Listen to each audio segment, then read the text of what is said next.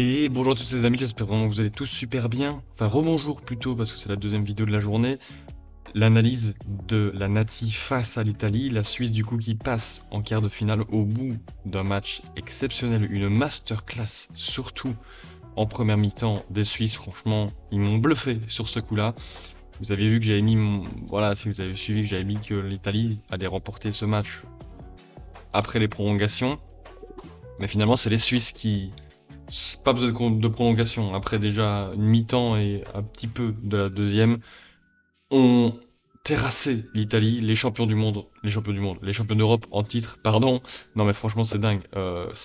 Franchement, on va revoir ça ensemble évidemment la première mi-temps surtout, mais les Suisses très très très forts, un adversaire redoutable et très ennuyant quand une grosse nation va choper cette équipe parce que franchement très très compliqué. Et franchement là, s'ils arrivent à placer une aussi bonne mi-temps à chaque match, c'est vraiment un compétiteur très très fort. Très très fort cette équipe, franchement, c'est incroyable. Et en plus, avec une équipe qui ne paye pas une mine au premier abord et puis finalement qui est vraiment trop trop forte. Franchement, ouais, franchement le 3-4-3 exceptionnel avec Fabian Schär, on connaît bien du côté de Newcastle, Akanji du côté de Manchester City, Rodriguez aussi un très très vieux de la maison, avec une ligne de 4, Rieder, Xhaka, Freuler et Abisher, et puis en attaque Ndoye, Mbolo et Vargas. Franchement, c'était vraiment un groupe très très fort, vraiment une collectivité. On a vu franchement que c'était beau avec cet entrejeu qui a tout cadenassé. Tout cadenassé. Ils ont été trop forts dans le contre-pressing, dans le pressing tout court, même dans la justesse technique, très très fort. Le dépassement de fonction à chaque fois aussi de Rodriguez et de Fabian Schär sur les chacun des côtés. Ça, on va le voir évidemment ensemble. Mbolo, qui a vraiment fait un travail exceptionnel aussi en décrochage, en tant que pivot. Vargas aussi sur son côté, très très fort. Ndoye aussi, à chaque fois, là, les contre-pressing très très rapides, les bons sprints. Waouh! Franchement, cette équipe, très très forte. Sommer, j'en ai pas dit beaucoup parce qu'il n'a quasiment rien eu à faire du match. Donc, franchement, cette équipe suisse, très très très forte. Franchement, et cette équipe italienne, du coup, qui avait Calafiori de suspendu. Et sinon, bah, c'est la classique, hein, Barella, Fagioli, Cristante, Chiesa, Scamacca, El Shaarawy, c'est vrai qu'il était titulaire à la place de Pellegrini, je crois, d'habitude. Donc franchement, voilà, cette équipe italienne qui a beaucoup eu du mal face à cette équipe suisse. Cette équipe suisse, on l'a directement senti. Leurs attentions, là, déjà après seulement 25 secondes, ils sont déjà tous dans le camp de l'Italie. C'est assez dingue. Franchement, avec une position très très haute sur le terrain. Et franchement, ça s'est vu tout de suite. Après 27 secondes, on voit déjà que c'est Fabian Schär qui est au ballon dans la partie de terrain italienne. Et ça va directement montrer les intentions de jeu, les passes dans les intervalles, quand c'est possible de les faire. Chacun ici qui est trouvé, qui va donner un super bon ballon du côté de Ndoye, je crois, comment il s'appelle encore, je n'ai plus son nom exact, de Abisher, voilà, je crois que c'est Abisher, mais ouais, franchement, super bonne passe trouvée ici. Ça donne rien en soi, mais ça crée déjà des décalages qui sont déjà très très intéressants. Et puis même après une paire de balles, ça vient tout de suite chercher les ballons, etc. Mais franchement, c'est assez dingue cette équipe suisse. Là ici, directement en contact après 1 minute 20, on voit tout de suite que ça vient chercher très très haut. Ici, Rodriguez, le défenseur central, hein, que je rappelle, défenseur central gauche, qui est au contact de Chiesa. Abisher également ici. On a aussi, je ne sais plus son nom, j'aurais pas bien à voir, mais enfin bref, vous avez compris. Mais ouais, cette équipe suisse, ils n'ont pas lâché cette équipe italienne et ils ont récupéré des ballons super hauts ici, récupération dans les 40 mètres italiens. C'est assez dingue, franchement. Ils ont été plus forts de A à Z dans tous les niveaux et surtout au niveau du pressing et le contre-pressing quand même ils arrivent à perdre le ballon. Ici 2 minutes 50, gros pressing, on voit ici ce gros amas de joueurs dans cet espace gauche et ça va être les Suisses qui vont récupérer ce ballon. Après un super bon pressing, là on voit l'anticipation de Rodriguez qui va forcément amener à une récupération suisse. Non franchement c'est dingue, regardez là encore, on les harcèle, ils harcèlent des Italiens finalement. Regardez encore, ça bloque le passage, ça essaie de passer, ça ne fonctionne pas, récupération suisse, enfin faute italienne sur les Suisses, ça donne un bon coup franc après 3 minutes. Bon ils n'en feront rien mais Voilà, franchement, c'est assez dingue. C'est assez dingue. Là, encore une fois, après la quatrième, on voit ici cette position haute, pardon, de Rodriguez. On vous rappelle, défenseur gauche, enfin défenseur central gauche à la base. Et on voit qu'il est ici dans les 20 mètres italiens. Je sais pas si on se rend compte. Là, il y a combien de joueurs là dans cette partie? 1, 2, 3, 4, 5, 6, 7, 8 joueurs. 8 joueurs. 8 joueurs dans cette partie-là du terrain qui sont suisses. C'est dingue, c'est dingue, c'est dingue, c'est dingue. Et même à la relance, même quand les Italiens arrivaient à presser, les Suisses étaient tranquilles. Tranquilles. Après, le pressing des Italiens n'était pas vraiment très bon. Comme on voit ici, il y a beaucoup d'espace qui est tranquille pour une relance de Sommer, tranquillement pour l'appel de Saka. Franchement, là, c'était assez facile. C'est vrai que le pressing des Italiens n'était pas le plus fort, n'était pas le meilleur, mais ça ressortait quand même bien le ballon. Justesse techniquement, magnifique. Long ballon, petit ballon bas cherché sur les côtés, ça prolonge. Voilà, franchement, c'est assez dingue. Et puis quand le pressing ne fonctionnait pas bien, enfin fonctionnait et que ça récupérait bien le ballon côté suisse, si on le perdait, alors là, il y a tout le monde qui s'engageait et tout le monde voulait récupérer le ballon. Ici, Vargas qui perd malencontreusement le ballon après un contact, il va se relever immédiatement et voler à cette balle, essayer de chercher le moindre ballon, le moindre espace pour presser.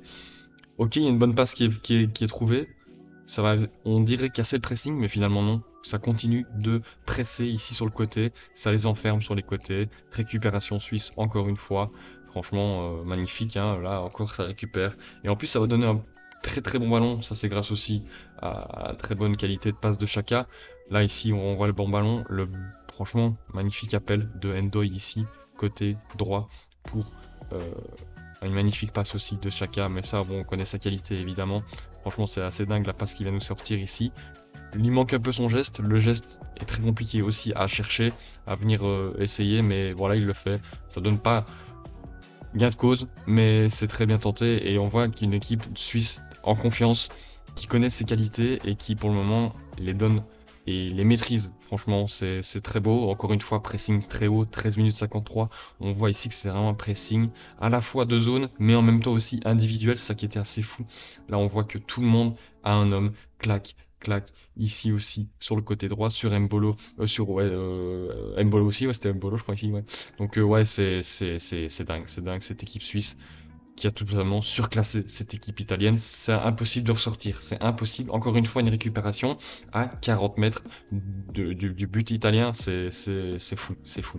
Et encore une fois, sortie de défense, on ne peut plus facile, grâce fortement aidé par un pressing italien un peu médiocre, on va pas se mentir, enfin pas très bon. Voilà, là, on voit qu'il y a beaucoup trop d'espace. Quand on refait le parallèle, là, on voit les centimétrages, il y a une grosse différence entre là et là. On voit qu'il y a bien 1 mètre, voire ouais, 1 mètre et demi, 2 mètres sur chaque homme.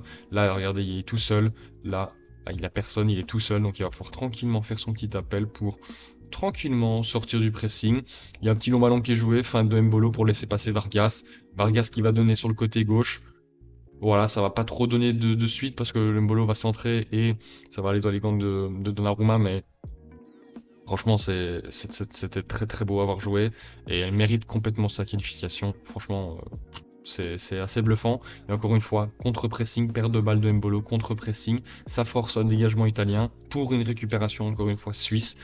Et c'est dingue. Franchement, c'est. Ouais. Je le répète beaucoup, mais c'est assez fou. Encore une fois, perte de balle, nouveau pressing. Ici, on voit que le pressing est immédiatement déclenché quand on voit que le ballon va rester dans les limites du terrain. Pressing instant sur Chiesa. Chiesa va bien jouer de son corps et va la laisser sortir, mais on a vu tout de suite les intentions des Suisses. Et ouais, c'est fou. Encore une fois, pressing tellement haut et tellement bien réalisé que Donnarumma est obligé d'allonger sur un coup de pied de but. Il va essayer d'allonger sur le côté droit. Le duel va être remporté par le Suisse qui va obliger Christensen de s'employer, mais dans un Christensen ou je ne sais plus qui, je crois que c'est peut-être Darmian aussi, je ne sais plus. Mais bah voilà, récupération encore une fois suisse, c'est fou. Donc ouais, ouais. J'avoue que là, j'ai pas trop les mots. Encore une fois, perte de balle, contre-pressing sur Chiesa qui essaie de s'en sortir, qui la donne à Skamaka, Skamaka qui tente une passe. un peu désespéré. Récupération, encore une fois, suisse à 50 mètres de leur but.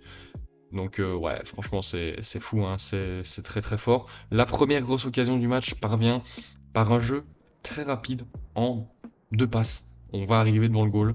Rodriguez qui la décale sur... j'oublie à chaque fois son nom. Euh, Abincher, je crois. Bon, tant pis, c'est pas grave, désolé si j'oublie son nom, mais bon, je sais très bien qui c'est. Mais voilà, il fait encore une fois un long ballon. On pensait tous que Mbolo était hors jeu, je pense que même lui pensait qu'il était hors jeu, donc c'est vrai que sa frappe est pas de très bonne qualité. Heureusement, il y a quand même un très bon arrêt de Donnarumma qui est là pour maintenir les Italiens en vie dans ce match. Mais finalement, il était pas hors jeu. Franchement, on y a cru. Franchement, j'ai cru aussi, mais c'est vrai que là, il y a, je crois que c'est Darmian qui le couvre. Donc, ouais, compliqué, mais Mbolo, dommage, parce qu'il aurait pu vraiment inscrire son premier, enfin, c'est pas son premier but, son deuxième but, mais le premier but dans le match, qui aurait vraiment fortement aidé les Suisses à être soulagés et à peut-être baisser en intensité un peu plus tôt dans le match pour se reposer, mais finalement, bon, ça a bien fonctionné parce que bah, le premier goal va pas tarder non plus et ils continuent totalement leur pressing. Regardez encore une fois, quand comparé encore une fois au pressing des Italiens où il y avait quasiment 1 mètre voire 2 entre les deux joueurs.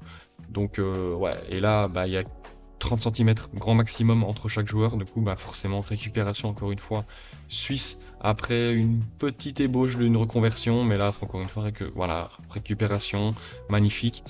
Et là le premier but va arriver côté suisse. Voilà, ça va tranquillement sortir pour dégager un peu d'espace côté italien. Voilà, ça va dégager un peu d'espace de la défense. Ça va tranquillement jouer parce que là, encore une fois, le pressing, on voit qu'il est très laxiste côté italien. On est vraiment dans l'attente. Je pense qu'aussi, ils sont très fatigués au vu de l'intensité des Suisses dans leur pressing, etc. Je pense que les Italiens ont un peu perdu pied à partir de la fin de la mi-temps. Et ça, c'est pour ne pas pour déplaire aux Suisses parce que forcément ça les aide eux dans leur jeu. Encore une fois, voilà, ça joue tranquillement, ça ressort sans pression. Bonne passe trouvée ici d'Akanji vers Mbolo qui a vraiment fait un bon déplacement et qui a vraiment laissé Bastoni sur les rotules. Bastoni, ouais, je crois que c'est Bastoni. Mais voilà, bonne passe. Franchement, on voit aussi qu'il a été à l'école City, lui. Bonne passe ici dans l'intervalle pour trouver Mbolo. Mbolo qui va tranquillement contrôler, se retourner. Il a tout le temps qu'il veut. Il va faire une petite passe du côté d'Endo qui lui aussi a dézonné de son côté droit pour venir à l'intérieur. Il va transmettre à Vargas. Vargas va attendre. Et là, on voit un gros espace dans l'axe. Tranquille. Gros espace ici. Il va pouvoir adresser un super bon ballon pour Freuler qui arrive vraiment de loin de la caméra. Franchement, la passe est bonne, l'appel est excellent aussi. Personne ne le suit. Un espace béant au milieu de terrain. Il va contrôler. Après, son geste est très très beau aussi. Il va contrôler. Il va armer. Il va marquer. Et la Nati prend l'avantage après une 36 minutes exceptionnelle. Sans retour de flamme. Vraiment aucune action dangereuse des Italiens. Il n'y en a eu que pour les Suisses. Et franchement, ça conclut ces belles 35 minutes par un goal. Et ça, c'est tout à fait mérité. Franchement, c'est peut-être la meilleure mi-temps d'une nation pour le moment de cet Euro 2024, tellement ils ont été trop forts dans tous les aspects. Pressing, contre-pressing, techniquement, reconversion. Et puis sortie de défense aussi exceptionnelle. Donc franchement, mérité, franchement là, ouais, y a rien à dire de plus. Même après le but, ça va continuer. C'est vrai que les Italiens vont peut-être avoir un peu plus de possession, mais sans être vraiment très dangereux. Ça va continuer encore une fois. Les Suisses tranquillement, ils sont tranquilles dans leur autre jeu. C'est dingue. Et là, on va revoir le dépassement de fonction de chaque défenseur centraux. Rodriguez, on l'a vu beaucoup sur son côté gauche avec Vargas. Et là, on va voir Fabien Char, qu'on rappelle défenseur central droit, qui va arriver jusque niveau rectangle. Voilà, à droite du rectangle italien, ici, il prend le ballon, il va faire sa petite course, donner sa passe, il va obtenir la faute, qui va être en plus un très bon coup franc, très dangereux aussi. Mais là, on voit, voilà, la faute évidemment est évidente. Ça aurait pu d'ailleurs valoir peut-être un peu plus que jaune. Heureusement, voilà, les Italiens ne prennent pas plus que rouge, mais enfin plus que jaune, pardon. Et là, le coup franc est très dangereux. Si Donnarumma n'est pas là, franchement, c'est déjà 2-0 à la mi-temps pour les Suisses. Là, très bel arrêt juste avant que ça touche le poteau. Là, Donnarumma, il sauve son équipe, il maintient un petit peu son équipe en veille et garde son équipe un peu la tête hors de l'eau, parce que sinon c'était 2-0 avant la mi-temps, coup dur. Mais bon, voilà, finalement 1-0 rentrée des vestiaires. Sortie de vestiaire, nouveau changement côté italien. Zaccani qui rentre pardon, à la place de El Shaarawy qui lui justement avait pris jaune sur l'action qu'on a vu précédemment. Mais rien ne va changer finalement. Peut-être que les Italiens vont avoir un peu plus de temps de possession dans la globalité de cette deuxième mi-temps, mais au début, on voit directement que rien n'a changé. Parce que long ballon italien, très mal négocié par Fagioli, je crois, qui va être tout de suite intercepté par Xhaka. Xhaka qui va directement transmettre à Vargas, qui vont se projeter tranquillement. Petit jeu en triangle avec Xhaka. Voilà, petit jeu en triangle aussi ici, avec encore une fois le numéro 20, je n'ai plus son nom, mais voilà, vous avez compris qui c'est. Petit jeu en triangle, il n'y a pas de pression. Aussi, on voit que donc on est côté droit, hein. Là aussi, c'est la petite erreur de Di Lorenzo, enfin même grosse erreur au vu des conséquences que ça va mener. Di Lorenzo, c'est le défenseur droit. Regardez où il est. Il est là. T'as 3 joueurs qui sont là côté suisse, 2 seulement côté italien, Barella et Fagioli, il me semble. Et là, bah, ils vont tranquillement la jouer. Voilà, ils sont en 3 contre 2. Petit jeu en triangle, tranquillement. Petit déplacement de Vargas, ici très très bien senti dans le dos de Barella. Ça va être transmis au numéro 20. Le numéro 20 va tranquillement la donner, sans trop de pression à Vargas. Vargas, il a tout le temps, il a plus ou moins 1 mètre. Il va contrôler, armé, et il va marquer. Une magnifique frappe, pleine lucarne. La Donnarumma ne peut absolument rien faire. Pleine lucarne. Et du coup, la Suisse, qui double la mise, qui fait le break après seulement 30 secondes dans cette deuxième mi-temps. Et puis là, après, bon, bah, les Italiens, je pense que c'était assez désolant à voir parce on voyait qu'il n'y avait pas non plus cette envie absolue de vouloir revenir dans ce match. Ils n'avaient pas les capacités pour, on dirait. Franchement, les Suisses ont été exceptionnels. Même si, bon, voilà, il va y avoir la plus grosse action italienne grâce finalement aux Suisses. C'est le plus inquiétant côté suisse, c'est à cause d'un joueur suisse. On a failli voir le plus gros CSC de cet euro, et pourtant il y en a eu beaucoup. Mais là, c'était peut-être le plus beau, en tout cas, parce qu'il y a centre de Fagioli, reprise de Fabian Schär, qui va arriver sur le poteau d'Yann Sommer. Ici, on voit directement qu'il est tout de suite bah, pris à contre-pied, évidemment, du ballon. Heureusement pour les Suisses, et c'est mérité, le ballon ne va pas tout de suite dans le but. Ça aurait été beau pour le suspense, mais bon, pour les Suisses, ça aurait été un peu cruel de remettre les Italiens comme ça dans le match alors qu'ils n'ont rien montré depuis le début. Et donc voilà, heureusement, il n'y a rien. Les changements de Spalletti n'ont rien changé, vraiment, pas beau grand chose. Les Suisses, eux, les changements de Bourrat ont solidifié finalement la défense, tranquillement, apporté du 109 pour vraiment garder ce contrôle au milieu de terrain et en même temps barricader derrière pour éviter le moindre petite approximation défensive et le moindre risque. Donc franchement, les Suisses ont été tout simplement exceptionnels. Vargas, très bon match finalement, un but, un assist. Et donc voilà, très bon match de tout le monde. Embolo dans son rôle aussi. Ouais, franchement, très très fort les Suisses. Après, ouais, il n'y a pas beaucoup d'images de la deuxième mi-temps parce que bon, c'était un jeu un peu italien, stéréotypé, sans vraiment grand danger de la part des Italiens. Yann Sommer a été très peu inquiété, à part une frappe de Retegui à un moment donné, mais plein axe. Franchement, il n'y a pas grand monde qui aurait été inquiété là-dessus. Donc, franchement, les Suisses, là, ils ont été tout simplement trop forts. Beaucoup plus forts que les Italiens, du coup, déjà éliminés les champions d'Europe en titre, éliminés dès les huitièmes de finale. Donc voilà, les Suisses vont être une équipe redoutable en quart. Donc ouais, ça va être sympa de les suivre tout au long de cette compétition. Et franchement, les Suisses très très forts. Et là, en plus, je regarde le match. Pour le moment, l'Allemagne, il gagne aussi toujours 2-0, hein. Franchement, il n'y a pas de grand danger depuis le deuxième but de Musiala. Donc voilà, je pense pas qu'il y aurait peut-être une vidéo demain matin de l'Allemagne face au Danemark, parce qu'il y a eu aussi il s'est passé plein de choses dans ce match, que ce soit dans le match ou même hors du match. Si vous avez la ref, ça peut être sympa, mais voilà, les amis, j'espère vraiment que vous avez kiffé. Si c'est le cas, n'hésitez pas à liker et à vous abonner. On se retrouve du coup demain pour une nouvelle vidéo. C'était Bencher, les amis. Ciao, ciao.